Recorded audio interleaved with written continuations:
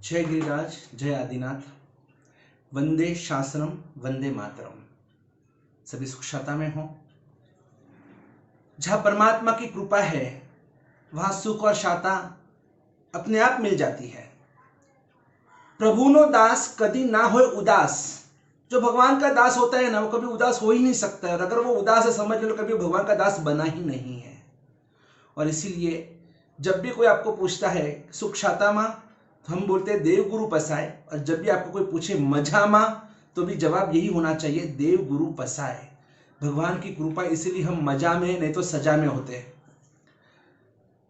ये वो परमात्मा है कि जिस परमात्मा ने बाल पशुरा के बीच में हम सभी को कहा कि मनुआ तमेव सच्च में, मनुष्य तू महान है। देवताओं को महान नहीं कहा, तिर्यंचों को नहीं, नारकियों को नहीं, लेकिन मनुष्य को महान कहा। अगर आज के मनुष्य की अगर बात करें तो आज का मनुष्य जो पूर्व हो गए ऐसे पशु से भी आज बदतर हो चुका है। पूर्व के पशु भी इतने धर्मनिष्ठ थे, इतने व्यवहारु थे, इतने समझदार थे और इतने विवेकी थे। जैसे कि उदाहरण के रूप में हम देखते हैं चंड कौशिक, जिनका नाम ये सर्प, जो दृष्टि भी सर्प था, लेकिन जब भगवान महावीर के सत्संग में आने के बाद परमात्मा महावीर ने सिर्फ जिंदगी में एक ही बार तो ये दोनों मिले हैं, और लेकिन एक ही बार में भगवान ने इतना ही कहा, बुच्च बुच्च चंड कौशिया, हे चंड कौशिक तू बोध पाम बोध पाम। लेकिन एक दो शब्द ये मंत्र सुनते ही चंड कौशिक का पूरा जीवन परिवर्तित हो गया। जो सिर्फ किसी को देखते ही आंखों से अंगारा बरसाता था और जलकर खाक कर देता था, वो दृष्टि विष सर्प सिर्फ दाढ़ में झेर नहीं, जिसकी आंखों में झेर था, कि सिर्फ सूर्य के सामने देखकर और वो जो शक्ति प्राप्त करना, और फिर किसी के सामने भी देखकर और उसको जलाकर खाक कर देता था। और ऐसा चंड कौशिक भी भगवान महावीर की प्रेरणा को पाकर, परमात्मा महावीर का शरण पाकर, और उसने भी अंतिम 15 दिन के उपवास कर लिए। और जो चंड कौशिक मरकर नरक में जाने वाला था, वही चंड कौशिक परमात्मा महावीर के इस धर्म की आराधना करते करते, तपस्या करते करते और अपने क्रोध को काबू में लाकर समताधीन होकर, और वो चंड कौशिक मरकर 8वें देवलोक के अंदर देव बना। जो मरकर नरक में जाने वाला जीव 8वें देवलोक में देव बना। समझ सकते हो कि कैसी साधना उसने अंतिम 15 दिनों में की होगी, कितने अपने क्रोध को वश कर दिया होगा। एक सामयिक, जब कोई गुरु भगवान को प्रेरणा करते हैं ना, कम से कम दिन में 24 घंटे में एक हाथ सामयिक तक करो, समय है। और जब आप सामयिक में होते हैं तो आप साधु जैसे होते हैं, लेकिन सामयिक करने की फुर्सत नहीं है, टाइम नहीं है, ऐसा नहीं, लेकिन नो टाइम नहीं, नो टेस्ट है, हमें दिलचस्पी नहीं है। समय तो बहुत मिल रहा है, और अभी की स्थिति में तो ऐसे भी घर में बैठे बैठे आप चाहे तो रोज के 5 सामयिक भी करने तो भी कर सकते हैं। लेकिन मैं 5 में एक की बात करूं तो भी हम बोले कि सर जी नहीं जमता है, टाइम नहीं है, अनुकूलता नहीं है, घर का बहुत काम होता है, बस ये कुछ ना कुछ बहाने हम निकालते हैं। लेकिन वो जिंदास सेठ के दो बैल थे ना, बैल, बुलक, ऑक्स, और ये भी जो 2 बैल थे ना, वो भी जिंदा सेठ जब सामयिक करने को बैठते थे तो वो दोनों बैल भी साथ में सामयिक करते थे। जब तक हमारे सेठ कटाष्टा के ऊपर बैठे तब तक हम भी उनके बगल में जाकर, पास में जाकर बैठ जाएंगे, और हम भी चुपचाप अपने आत्मा की साधना करेंगे। एक बैल को भी समय मिलता था सामयिक करने के लिए, और करते थे। वो आराधना का भाव उनमें जागृत हुआ, और सेठ का देख देख कर वो बैल भी सामयिक करने लगे। बैल को सामयिक करने का टाइम है, उसको दिलचस्पी हमें नहीं है। ये कैसी विचित्रता है कि जिन शासन को पाकर, मनुष्य अवतार को पाकर भी आज हम सब कुछ गुमा रहे हैं। धन भोग विलास के अंदर, ऐश आराम की जिंदगी के अंदर, सब कुछ हम अपनी जिंदगी के सभी सद्गुणों को तबाह कर रहे हैं। हम अपने अंतर्मुख बनने की जगह पर इतने बहिर्मुख बन चुके हैं, बाहर की ऐसी भौतिक दुनिया में चकाचौंध में इतने अंध बन चुके हैं कि हमें यही पता नहीं है कि मुझे मिला हुआ ये जीवन किस लिए मुझे मिला है, किस लिए मुझे मिला है। एक हिरण की बात मैं आपको करता हूं। एक हिरण, बलभद्र मुनि जब कौशिक ध्यान में जंगल में जब रहते थे ना, और तब मासक शमन के पार में मासक शमन करते थे, तो वो जो हिरण था और वो ध्यान रखता था कि आज गुरु भगवान को कितवा उपवास है, 1 दिन 2 दिन 3 दिन 4 दिन। उसके पास तो कोई लेटर पैड भी नहीं था, कोई लिखने का कोई साधन भी नहीं, फिर भी वो मन से याद रखता था। और जैसे 30 दिन पूरे हो गए और वो जो हिरण था और वो जंगल में घूमता था कि कोई यहाँ पर कोई अगर मुसाफिर अगर यहां से जा रहा है तो देखूं मैं ढूंढूं, क्योंकि आज गुरु भगवान को, मेरे गुरु जी को पारना है। एक हिरण जंगल का, और वो भी एक मुनि की कैसी सेवा करता था, कैसी भक्ति करता था कि वो तपस्वी मुनिराज बलभद्र मुनि, और जब जब भी मुसाफिर आते थे तो वो महाराज साहब जी को वो रास्ता बताता था और उनको खींचकर वहां पर लेके जाता था, और गुरु भगवान को जंगल में भी और उनको सुपात्र दान प्राप्त होता था, और वो फिर गोचरी वापर के और वापस दूसरे दिन वापिस मासक्षमन, यानी 30 उपवास के पारने, 30 उपवास के पारने, 30 उपवास के पारने, 30 उपवास, इस तरह से लगातार वो करते थे। और एक हिरण की भक्ति देखो, कितनी अद्भुत भक्ति थी। एक घोड़े की बात मैं आपको करता हूं कि जो मुनीश्वर स्वामी भगवान को पाकर और उस भरूच के अंदर उस अश्व ने मिथ्यात्व का त्याग किया और संकेत की प्राप्ति की, घोड़ा जैसा घोड़ा भी इतना समझदार निकला कि उसने भी मिथ्यात्व को तिलांजलि दे दी और वो भी संकीर्ति बना, और उसका भी आत्मा मोक्षगामी आत्मा, और ऐसे शास्त्रों में उल्लेख किया गया। एक सर्प की बात करूं तो एक नाग, और सिर्फ अंतिम समय में आर्त ध्यान, रौद्र ध्यान किए बिना और नौकार के ध्यान में चढ़ गया, और वो नौकार सुनते सुनते एक सर्प भी मरकर और नागराज धर्मेंद्र बने। ये सभी पशु पंखियों की मैं आपको बात कर रहा हूं। वो समड़ी और नौकार सुनते सुनते मन ध्यान नौकार के अंदर, और उसी के प्रभाव से वो समड़ी मरकर रानी महारानी सुदर्शन, राजकुमारी सुदर्शना बनी। ये प्रभाव देखो, धर्म का, आराधना का प्रभाव देखो, साधना का प्रभाव देखो कि इन पशु पंखियों को भी धर्म अंदर में ये दिल को छू गया, और उससे उनका जीवन पूरा परिवर्तन उन्होंने कर दिया। और आज देखो इतिहास के पन्नों पर उनका नाम अजर और अमर हो गया। बड़ौदा के अंदर एक कछुआ है, कछुआ जो मुनीश्वर स्वामी भगवान के मंदिर में रहता है, और वो वहीं पर वैसे घूमते रहता है।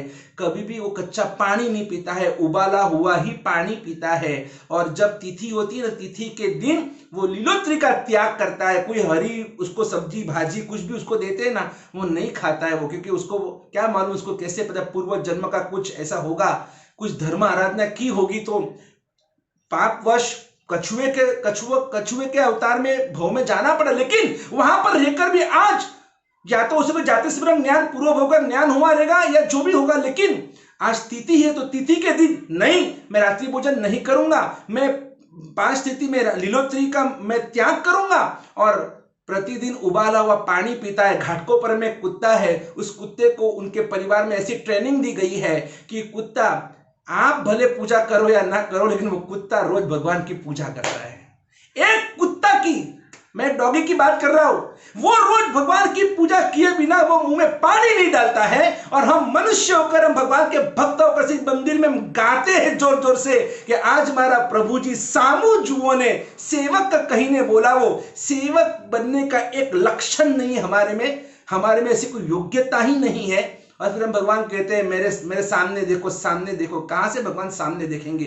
थोड़ी तो हमारी भी तो कुछ मान मर्यादा, हमारे में भी धर्म भावना तो जागृत होनी चाहिए ना, तब जाकर भगवान के हृदय में हमें स्थान मिलेगा। ऐसे भगवान ने सुरसा महाशाविका को धर्मलाभ नहीं कहला था कि जा अंबर तू राजापुरी जाए, सुरसा शाविका ने हमारा धर्मलाभ कीजिए, ऐसे धर्मलाभ नहीं कहा था। वो सुरसा का जीवन ही ऐसा था कि भगवान महावीर के हृदय में बसी हुई थी वो सुरसा महाश्राविका थी वो। और इसीलिए तो चंदन बाला जी का नाम भी बाद में आता है, सुरसा चंदन बाला। जब भी हम 16 छठी का संद बोलते तो उसमें भी सुरसा का नाम पहले, जब भी पौषध पारने का सूत्र उसमें भी सुरसा आनंद काम देवाय, सुरसा का नाम पहले। और इतना ही नहीं, भरेसर की सज्जाएं में भी हम सुलसा चंदन बाला करके, और सज्जाएं को अगर हम बोलते हैं तो उसमें भी पहले सुलसा का नाम पहले आता है।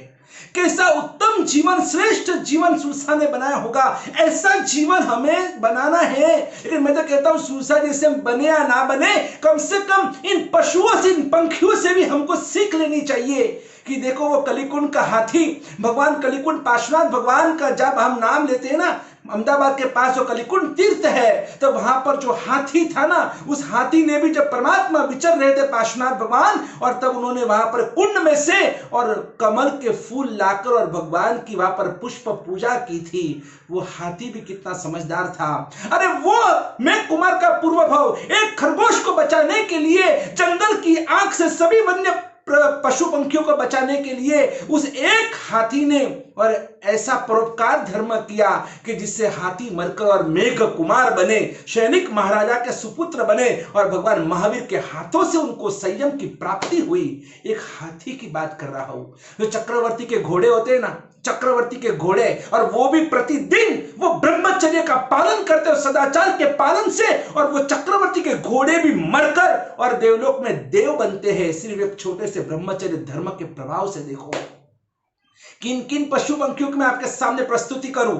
कौवे जैसे कौवे होते हैं ना, भले काव काव काव करें, उनमें भी इतना जबरदस्त गुण होता है कि कौवे कभी भी अकेले कभी नहीं खाएंगे। उन्हें कोई भी खाने की चीज मिलेगी ना तो वो अपने पूरे सभी अपने बंधु भगिनी को सबको बुलाकर काव काव आओ आओ आओ आओ, काव काव नहीं बोलते, आओ आओ आओ बोलते हैं कि आइए सब आइए, हम सब साथ में मिलकर खाएंगे। कभी अकेले अकेले खुदगर्ज कभी नहीं होते हैं। और ये कबूतर, कबू जिसको हम बच्चों के कबू कबू कबू बोलते हैं, हाँ ये पिजियंस कबूतर, इनका गुण आपको पता है कौन सा गुण है? कबूतर जैसे कबूतर भी है ना, दिन में अगर उनको खाना नहीं मिला और अगर रात को किसी ने खाना दिया तो भी वो नहीं, सूर्यास्त हो गया तो कबूतर भी रात्रि भोजन नहीं करते हैं, वो कभी रात को पानी तक नहीं पीते हैं। तो इसी धर्म के प्रभाव से लगभग कबूतर मर मर कर देवलोक में देव बनते हैं। इसीलिए तो हमारे यहाँ पर कबूतरों को इतना अनाज वगैरह दाना डाला जाता है, कबूतर खाने चलते हैं। तो ये सब देखो प्रभाव देखो। अरे शेर जैसा, शेर भी भले वो जंगली है, क्रूर है, हिंसक है, कि उसका भी एक गुण होता है कि शेर का जब पेट भरा हुआ रहता है ना तो भले उसके बाजू में से कोई भी निकले, कोई मनुष्य, कोई और भी कोई पशु निकले ना, कभी भरे हुए पेट वाला शेर कभी भी वो और किसी का शिकार नहीं करेगा, किसी को वो कभी भी वो ईजा नहीं देगा, किसी के ऊपर तराप नहीं लगाएगा। ये शेर पेट भरा है, बहुत हो गया, हम तो क्या आज पेट भरा है तो भी कल की चिंता कर कर और अभी से सब कितनी नाहक की चिंता करते रहते हैं और हम कितने की जिंदगी के ऊपर तराप मारते हैं। बस पैसा पैसा पैसा, खाना खाना खाना, जितना मिले ना उतना हमें कम ही लगता है। गधे को तो आपने देखा होगा ना, गधा। अब गधे में कौन सा गुण है आपको पता है? गधे जैसे गधा, ज्ञानी से ज्ञानी मिले तो करे ज्ञान की बात और गद्दे से गद्दा मिले तो करे लातम लात। और ऐसा भी गधा देखो, उसमें भी एक गुण है जो हमारे में नहीं है। गधे जैसे गधा, सुअर जैसा सुअर भी कभी भी जिंदगी में कभी वो गुटखा नहीं खाएगा, कभी वो सिगरेट नहीं पिएगा, कभी शराब नहीं पिएगा, कभी तंबाकू नहीं खाएगा। ये भी उनमें गुण है। और जो सुअर नहीं खाते, वो गधे नहीं खाते, वो हम जैसे मनुष्य खाते हैं। तो बोलो अब ये बताओ मुझे कि महान कौन, पशु महान या मनुष्य महान? हम महान या ये पशु महान? कभी कभी लगता है तो हमसे तो पशु भी महान है। हम बोलते हम बंदर में से हम इंसान बने। पहले हमारे बाप दादा बंदर थे, वो डार्विन ने ऐसे सभी को कहा, सिखाया, हम उसमें से हम इंसान बने। कभी ऐसा कर बात करते तो बंदर अकेले चाटा मार देगा तुम्हें और मुझे, ये क्यों हमारी बदनामी करते हो? बंदर में से इंसान बने तो आपको सुधरने की जगह पर आप तो हमसे भी बिगड़े हुए हैं। हम तो कभी कभी हुआ हुआ, आप तो पूरे दिन जहां देखो वहां, आप तो मंदिर में भी आपकी नजर यहाँ घूमते रहती है, उपासना में भी आप इधर उधर घूमते रहते हैं। आप कहां आप स्थिर हो? कहीं अपने आपके घर में भी आपका, गुजराती में कहना वानर वेड़ा चलते ही रहता है, हमारा वानर वेड़ा। इतने हम नीचे उतर गए हैं। और फिर भी भगवान जब कहते हैं कि मनुआ तमेव सच्चे में मनुष्य तू महान, तो कभी कभी लगता है भगवान ने किस मनुष्य को महान कहा? हम जैसे मनुष्य को, जिसको मनुष्य क्या है, मनुष्य की व्याख्या क्या है, मनुष्य का गुण क्या है, मनुष्य की जिंदगी कैसे होनी चाहिए, इंसान किसको कहते हैं, ये भी नहीं पता। और ऐसे मनुष्य को भगवान ने महान कहा। लिखने वाले ने लिख लिया, गाने वाले ने गा लिया कि देख तेरे संसार की हालत क्या हुई है भगवान, कितना बदल गया इंसान, कितना बदल गया इंसान। एक बात याद रखना, ये बहुत छोटी सी जिंदगी हमें मिली है। पहले की जिंदगी में तो लाखों करोड़ों साल निकल जाते थे, अब हमारी जिंदगी कितनी टूकी अनटच, शॉर्ट एंड स्वीट में कहे तो सिर्फ 100 साल की हमारी जिंदगी है। वो भी अब 100 साल हम तो कोई गच्छाधिपति दौलत सागर महाराज साहब जी तो है नहीं। आज हमारे गच्छाधिपति दौलत सागर सूरी महाराज आज 100 साल पूरे होने जा रहे जिंदगी के, सूरत में मौजूद है। हम उस गच्छाधिपति श्री को आज बैठे बैठे आप सब जहां जहां हो वहां से उनको वंदन करो उनके चरणों में। क्या 100 साल पूरे होने हैं उनके जिंदगी के, आज भी वही स्वस्थता मस्त राम हमारे गच्छाधिपति अपने गच्छाधिपति श्री है। लेकिन हमारी जिंदगी 100 साल, हमें शंका है कि हमारी जिंदगी पूरी होगी या नहीं होगी। हम 100 साल नहीं पूरे कर सकते क्योंकि ऐसी लाइफस्टाइल हमारे, कभी भी खाना, कभी भी पीना, कभी भी उठना, कभी भी सोना, कभी भी कुछ भी करना, मन में जी चाहे वैसे जो हम कर रहे हैं, हमारी लाइफस्टाइल पूरी इतनी बिगड़ चुकी है। ना हम योगा करते हैं, ना प्राणायाम करते हैं, ना हम कुछ हमारे नियम अनुशासन में है, ना हमारे जिंदगी कोई नीति नियम कुछ भी नहीं है। और इसीलिए तो हम बेखौफ जिंदगी जी रहे हैं। और ऐसी जिंदगी जीने वाले कभी 100 साल जिंदगी पूरे कर ही नहीं सकते हैं। आज तो 45, 50, 60, 70 साल में हम तो चले जाते हैं। लेकिन अगर हम मान भी ले कि हमारे 100 साल की जिंदगी है, तो भी जिंदगी कैसी है? 10 साल की उम्र के अंदर ना बच्चा छोटा होता है ना, तो उसके लिए कहावत है कि 10 दीवड़ो 20 बेवड़ो 30 तीको 40 फीको 50 पाको 60 थाको 70 वाको 80 झाको 90 नागो ने सोए भागो। समझ में आया कुछ? 10 दीवड़ो 10 साल की उम्र के अंदर, हाँ ये मेरा कुल दीपक बनेगा, कुल दीपक बनेगा। सब ऐसी आश लगा कर बैठे थे। जैसे हम कॉलेज लाइफ में चले गए, ऐसी हवा लग गई जिंदगी में। और 20 वेवलो और 20 साल की उम्र में तो हमारा पूरा वेवलापन आ गया। माइंड सेट नहीं है, अपसेट है।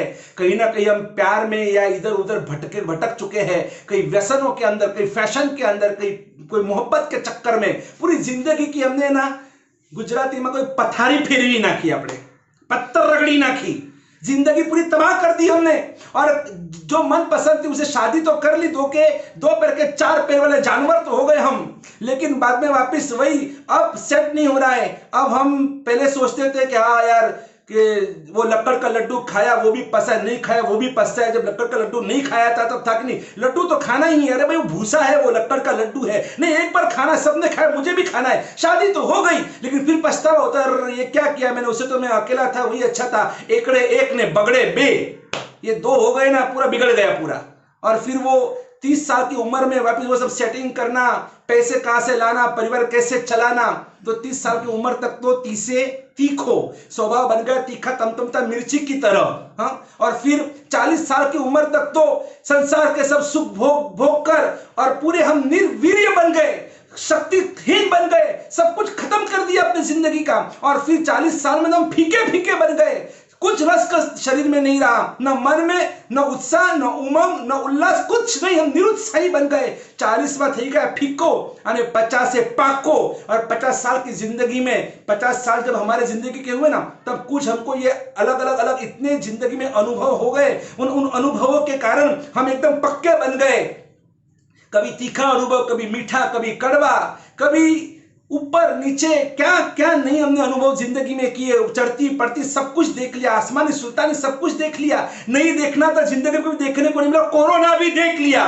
कभी नहीं सोचा था कि ऐसे भी दिन आएंगे, ऐसे भी जिंदगी हमको जीनी पड़ेगी, वो भी देख लिया। 50 થઈ ગયો પાકો અને 60 થાકો। 60 साल की उम्र में तो हम थक जाते हैं। फिर धीरे धीरे अब हाथ में लकड़ी आने लगती है, कहीं ना कहीं कुछ हमें अभी शरीर काम नहीं कर रहा है। बच्चे को हमने चाबी दे दी दुकान की, अब तू संभाल। सास है तो बोले बेटा अभी तू ही रसोड़ा संभाल ले, अब मुझे रिटायर होना है। 60 साल की जिंदगी के बाद तो रिटायर लाइफ बोनस की जिंदगी जीनी है। और 70 वाको 70 साल की उम्र में तो पूरे अभी कमर से भी झुक गए, पैर नहीं चल रहे, हड्डियां सब हिल चुकी है, दांत भी सब निकल चुके, बोखू मोड़ू थई गયું, काळाना धोळा थई गया, हाथ में लाकड़ी आवी गई। वृद्धो याति गृहीत्वा दंडम तदपि न मुंचति आशा पिंडम। अने ऐसी झांको, अब तो कुछ दिख भी नहीं रहा है, सब झांकू देखाय छे बधुं ज। अने एमां पछी कोई साथ नथी आपतो, कोई पासे आवा तैयार नथी, मोढामांथी लाळ टपकी रही छे, आंखे देखातुं नथी, काने संभळातुं नथी। कुछ ऐसी स्थिति के अंदर 90 साल की 90 साल की उम्र में तो हम ऐसे एक कोने में खाटले में पड़े हुए हैं, बिस्तर में पड़े हुए हैं, सब कुछ बिस्तर में, खाना पीना जाना 1 2 सब कुछ बिस्तर में। और फिर वो न कपड़े के ठिकाने न कुछ ठिकाना है। और उसमें भी रहे भगवान ले ले ऊपर, अभी बहुत हो गए, अभी जिंदगी अभी पूरी कर दे। तो 90 नागो कुछ ठिकाना नहीं होता है उसमें। और ऐसी स्थिति में और अभी बस 100 साल पूरे होने आए जिंदगी के, और इसलिए फिर क्या 100 में क्या 10 दीवड़ो 20 वेवरो 30 तीखो 40 फीको 50 पाको 60 थाको 70 वाको 80 झाको 90 नागो अरे 100 भागो। यमराज लेने को आ जाता है और 100 साल की जिंदगी हमारी ऐसी पूरी हो जाती है। क्या भगवान ने हमें सोच कर ये मनुष्य का अवतार दिया और क्या हमने किया जिंदगी के अंदर? कुछ नहीं पाया हमने। क्या समझा था, क्या सोचा था, क्या हुआ, क्या कर रहे? कुछ नहीं। हमारी जिंदगी का कोई लक्ष्य नहीं है, कोई टारगेट नहीं है। हम बिना गोल की जिंदगी जी रहे हैं। समझते कि जिंदगी ये जवानी मिली है ना, तो जवानी में तो सब रंग राग कर लेने चाहिए। लेकिन याद रखना मेरी बात, महापुरुषों ने बताई हुई बात, भगवान ने बताई हुई बात याद रखना। आज जवानीपन एक दिवस जवानी छे, आज जवानीपन एक दिवस जवानी छे। जेने तू शरबत समझे छे ए शरबत नहीं, पर मात्र एक रंगीन पानी छे, एक रंगीन पानी छे और कुछ नहीं है। सब जाने जब जाते वक्त है ना, सब कुछ छोड़ के जाना है। सिर्फ एक हाथ में पुण्य, एक हाथ में पाप, यही लेके जाना है। और इसीलिए कहता हूं, अब आपको तय करना है, आपको नक्की करना है। मनुआ तमेव सक्षम, ये मनुष्य तू महान है। आज 100 प्रवचन के 100 एपिसोड 100 पार्ट आज पूरे हो रहे हैं। मैं आज धन्यवाद देना चाहता हूं हमारे परम भक्त परिवार के और जैन आर्मी के, जो सबसे मेरे प्रिय नजदीक है और जिनकी वजह से आज ये सब प्रवचन आप तक पहुंच रहा है। वो हमारे हीरालाल जी जैन, जो हमेशा मेरे साथ में और इतना उन्होंने अपना योगदान दिया है, और उनको और उनके परिवार को, पूरे परिवार को मैं धन्यवाद देता हूं कि जिसकी वजह से मेरी सब भावनाएं, मेरी जो भी कुछ मेरी मन की बातें, मेरी मनोव्यथा आप तक पहुंच रही है। सच में आज मैंने भी कभी सोचा नहीं था, जिंदगी में पहली बार ये अवसर आया है लॉकडाउन की वजह से कि इस तरह से हमारे प्रवचन चल रहे हैं। जो भी, मैं कोई प्रवक्ता नहीं हूं, मैं कोई बड़ा प्रवचनकार नहीं हूं, लेकिन जो भी गांडी गेली भाषा में जो भी मेरे में जो कुछ है, जो मिला है, वो आप तक पहुंचाने का मेरा एक प्रयास है। वो इंटरनेशनल स्टेडियम के अंदर क्रिकेट मैच चल रही है, उसमें मैं एक धोखा लेकर और क्रिकेट खेलने के लिए जब कोई अगर छोटा बच्चा चला जाता है ना, तो वो कैसे हास्यास्पद होता है, वैसी मेरी बात है। लेकिन फिर भी जो मेरे मन में है, जो मैंने पढ़ा, जो मैंने सुना, जो मैंने कुछ चिंतन मंथन किया, वो आप तक पहुंचाने का एक प्रयास है मेरा। और आगे भी ये अब ऐसे ही प्रवचन चलते रहेंगे, लेकिन कुछ अलग तरह से। अब मुझे आपको आध्यात्मिक दुनिया के अंदर डुबोना है, मुझे आपको सही मार्गदर्शन देना है, सही ज्ञान पर पिरोसना है। और आपको सही करने के लिए सबसे पहले मुझे सही होना होगा। पहले निज पर शासन और फिर अनुशासन। मेरे में अनुशासन लाना बहुत जरूरी है, और वो अनुशासन मैं आपके द्वारा लाना चाहता हूं। आप है तो ही मेरा आज ये मेरा 26 मई का दिन, यानी आज तारीख से मेरा दीक्षा दिन है। आज की तारीख में मैं घर से भागा था और कातरज जाकर मैंने दीक्षा ली थी, आगम मंदिर कातरज। पूज्य आचार्य दौलत सागर सुरेश्वर जी महाराजा, पूज्य आचार्य भगवत नंदीवर्धन सागर सुरेश्वर जी महाराजा, पूज्य आचार्य भगवंत हर्ष सागर सुरेश्वर जी महाराज में मेरे गुरुदेव है, और जिनकी वजह से मैंने दीक्षा ली, मेरे छोटे भाई महाराज, मेरे विनीत सागर जी महाराज, मेरे भाई महाराज, और उनकी वजह से मेरी दीक्षा हुई है। मेरे पिता श्री अशोक भाई, जो जीव दया प्रेमी, जो जबरदस्त, जो ऐसे जीव दया के कार्यकर्ता थे, जिन्होंने कभी अपनी जिंदगी को के सामने कभी नहीं देखा, जिंदगी को हर हमेशा दांव पे लगाकर जिन्होंने जीव दया का पालन किया है, वो मेरे संसारी पिता श्री अशोक भाई, मेरे संसारी माता श्री सुवर्णा बेन, आज जिन्होंने हमें दीक्षा देकर और 3 साल के बाद खुद ने भी दीक्षा ली, वो मेरे पूज्य बा महाराज साहब, सिद्धिपूर्णा जी महाराज साहब, और मेरे सबसे जो नजदीक के मेरे बड़े भाई होते हुए मेरे मित्र से भी अधिक है, भाई से भी जो अधिक है, वो डॉक्टर कल्पेश भाई। और इन सबको मैं याद कर रहा हूं, मेरे सभी उपकारी परिजनों को मैं याद कर रहा हूं, मेरे परिवार को याद कर रहा हूं, मेरे सभी उपकारियों को याद करता हूं कि आज देखो योग संयोग में 26 मई का दिन, और आज ये 100 एपिसोड पार्ट आज पूरे हो रहे हैं। और ये सब दादा की कृपा है। बस आप मनुष्य जीवन का महत्व हमें और भी समझना है कि 10 दृष्टांत दुर्लभ एवो मनुष्य भाव તમને અને મને આપણને સૌને મળ્યો છે ને, તો એને સાર્થક કરવા માટે જ ચાલો આપણે હવે કમર કસીએ અને 101 પાઠ 101 प्रवचन थी कई एवं नीत नवा कुछ ऐसे नए आयाम एक नया पैगाम लेकर मैं आपके सामने आना चाहता हूं। आने वाले दिनों में गच्छाधिपति श्री दौलत सागर सुरेश्वर जी महाराजा के ये जन्म शताब्दी वर्ष के निमित्त 100 दिन का महोत्सव हम मनाएंगे। 100 दिन का महोत्सव जो इतिहास के पन्नों पर अमर होने वाला है। आप कैसे मनाएंगे 100 दिन का महोत्सव? गच्छाधिपति तो सूरत में है, हम सब अपने घरों में फंसे हुए हैं, हम कैसे महोत्सव को मनाएंगे? हाँ, हम घर में बैठे बैठे महोत्सव करेंगे। हम किस तरह से बिल्डिंग वाइज महोत्सव करेंगे और इनका पूरा मार्गदर्शन कल से हम आपको प्रारंभ करेंगे। आप जरूर से आप जुड़कर रहना। जो परम भक्त परिवार हमने बनाया है, कई सारे लोग इस परिवार के अंदर जुड़ रहे हैं। आपको भी इस परम भक्त परिवार का मेंबर बनना है। आप भी हमसे जुड़कर रहिएगा। आप तो ऐसे भी बहुत गुरु भगवंत जुड़ के रहे हुए हैं, फिर भी अगर आपकी इच्छा है, आपका मन है, तो आप जरूर हमसे संपर्क में रहिए। आप इस परिवार का हिस्सा बनिए। देखो हम सब साथ में मिलकर और क्या चमत्कार कर सकते हैं। इस जिन शासन का झंडा हम पूरे गगन में लहराएंगे, पूरे गगन में लहराएंगे। पूरे विश्व के अंदर भगवान महावीर का शासन विश्व शासन बनाने के लिए हम सब कटिबद्ध बनेंगे और इसी के लिए हम सब साथ में मिलकर कहेंगे, जय गिरिराज, जय आदिनाथ। जुड़िए हमसे परम भक्त परिवार द्वारा और सब्सक्राइब कीजिए विराग क्रांतिवाणी चैनल को और बेल आइकन को दबाइए।